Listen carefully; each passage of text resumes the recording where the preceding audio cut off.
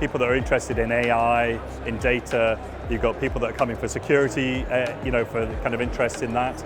And being able to have a conversation across all of those pieces with people that are at the event is really valuable for us. So interestingly, we've had conversations about data, about what customers can do with the cloud.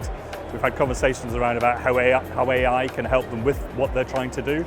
And then also this year, cyber resilience and security have been big conversation points as well. So it's been very interesting to have a breadth of those kind of topics to talk about. I think the speaking sessions are helpful because that's actually what a lot of people are coming to the event for. They're coming to learn as well as to talk to the companies. So the speaking sessions are a great way of actually conveying your message and actually interacting with the audience to some degree as well.